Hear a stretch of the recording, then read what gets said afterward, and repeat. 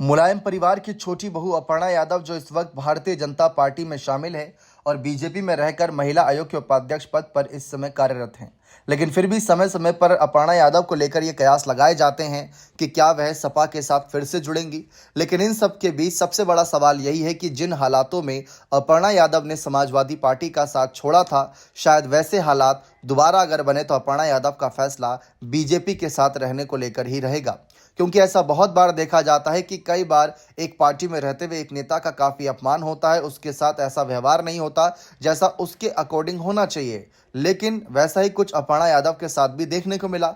अपर्णा यादव ने 2-2.5 साल तक काफ़ी मेहनत करी, लेकिन फिर उसके बाद मिला क्या?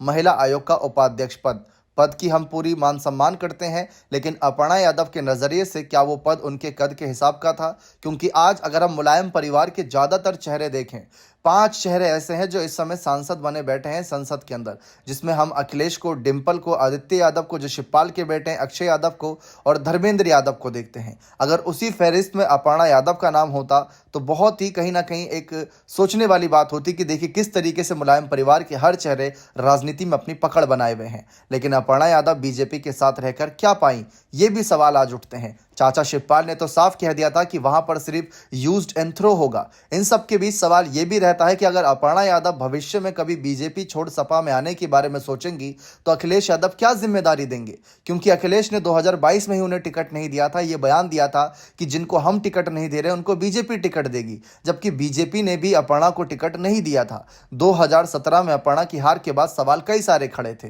वैसे तो हारी डिम्पल यादव भी हैं, लेकिन डिम्पल यादव को अखिलेश ने हमेशा आगे बढ़ाया है। साल 2019 में जब कन्नौज से डिम्पल यादव हारी तो 2022 के उपचुनाव में मैनपुरी से नेताजी के निधन के बाद मैनपुरी से उनको संसदीय चुनाव लड़वाया गया और वो जीती भी, लाखों वोटों से जीती। फिर उसके बाद 2024 के इलेक्शन में भी वह जीती। तो ऐसे में अपर्णा को भी अगर इस तरीके से आगे बढ़ाया गया होता तो शायद आज अपर्णा भी चाचा शिवपाल के साथ या तो विधानसभा में कदम ताल कर रही होती या तो लोकसभा में आगे परिवार के साथ उनकी ताकत बढ़ा रही होती।